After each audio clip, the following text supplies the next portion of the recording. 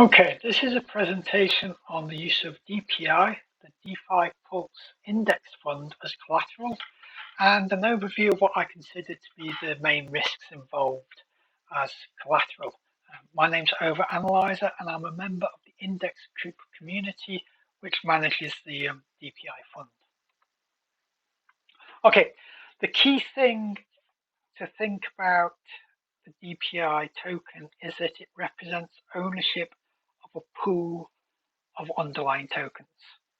However, unlike Uniswap or balancer pools, these are based on equal token numbers and not on equal value. So for a Uniswap pool, you import equal values of two tokens. For balancer, you can add set proportions of the values of the underlying tokens. So they work on a constant dollar basis. And if you know the price of each token, you can work out how many of them you need to put in to generate the liquidity pool token. And one way to think about DPI is it's the liquidity token for the underlying assets. However, the set protocol on which DPI is based works on constant token numbers. So we always issue and redeem the same ratio of the token numbers, not the same dollar value. And where this is important is when the prices start to change.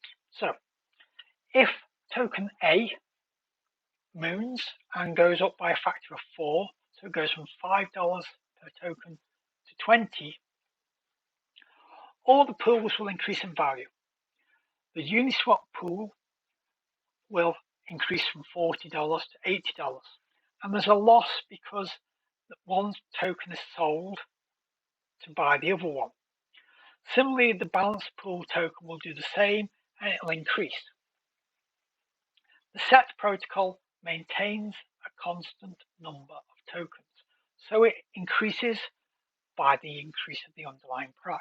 There's no equalization, there's no balancing going on.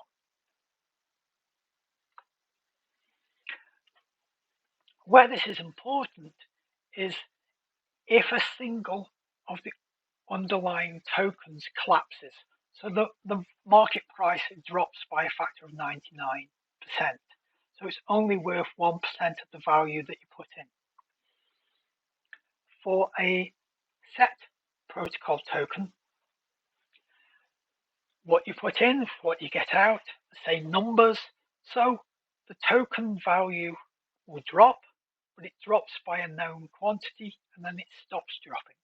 And this is different to what happens with Uniswap or a basic balance pool, because in these cases, as one asset price drops relative to the others are sold to buy more of it. So you end up with the divergence loss.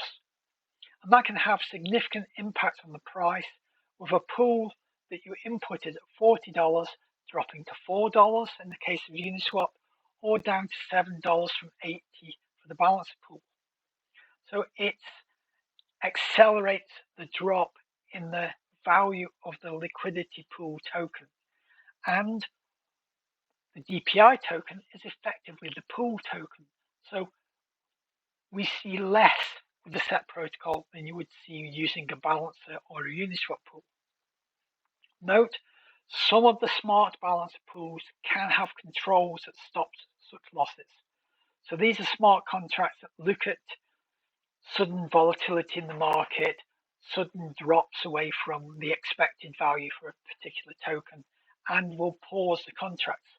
However, this then has impacts on the oracle pricing of that token, liquidity in terms of redemption risks, due to the fact that the contracts are being paused. So it's only a partial fix. Second risk is really about the selections of the tokens and how they are balanced. The DeFi pUlse index inclusion is governed by DeFi pUlse. They decide which tokens go into the index, and they're weighted in terms of the circulating market cap. So if a token with unstable or unrealistic economics is included in the set, then the process is the same as ever. DeFi pulse publish token to be added and the weight that it needs to be added in.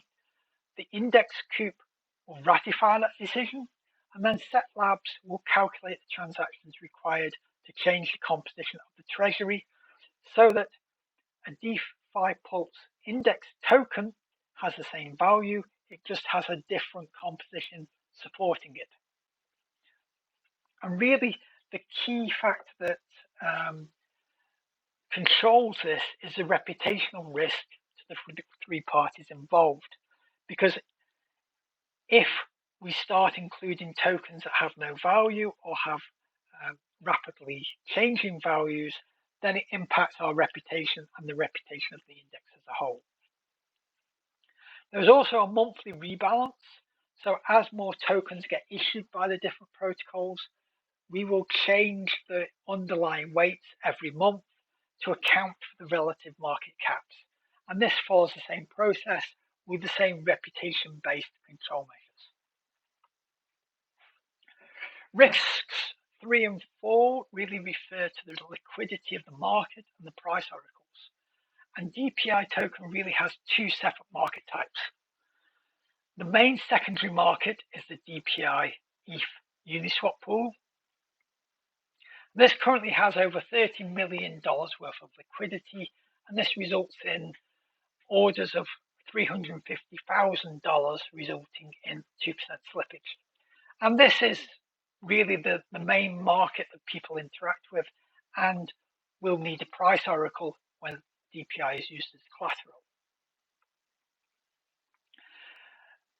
The primary market for DPI is the issue and redemption contracts written by SET. And these combine the 11 underlying tokens in the correct weights to be placed into the pool to create the DPI token and redemption in the opposite way.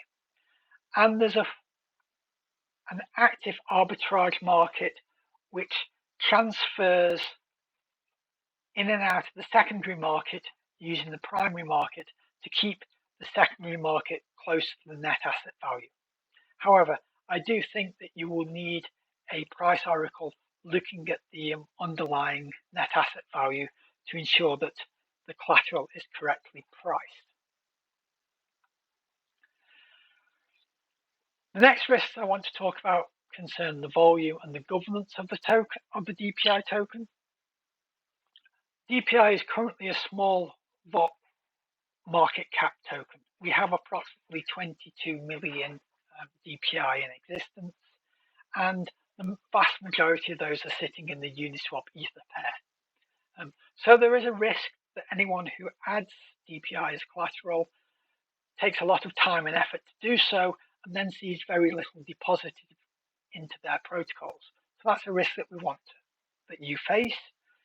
However, we believe that as more protocols add DPI as collateral, it makes DPI more attractive to be held, which will drive more issuing of the tokens. So we expect that DPI will grow as more opportunities become available. The other issue concerns index coup governance. The smart contracts that we have control of allow us to remove tokens from the main DPI liquidity pool, the treasury, and we can then farm them or vote to use them in governance.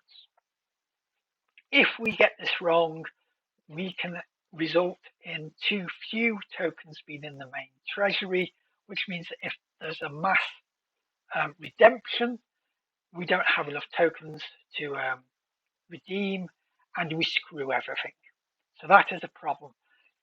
We are very aware of these risks, and as the cooperative, we are discussing the best methods to either not touch the treasury or to eliminate these risks in other ways. So using time locks, using staking contracts to slash the index token to make sure that our governance decisions are effective and focused on maintaining liquidity in the market at all times.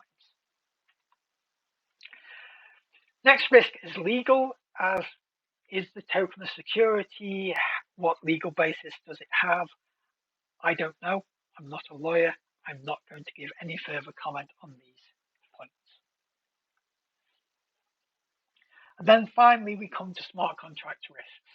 We have a lot of money sitting in a single smart contract with contracts that interact with it. So the pool contract, the issue, the redemption contracts, and finally the governance contracts that allow us to input and remove individual tokens to rebalance the fund.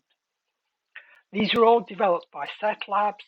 The version 1 contracts have had upwards of 27 million locked over the last 18 months, and the version 2 contracts, of which DPI is a version 2, have had 22 million locked in and have been live for 3 months.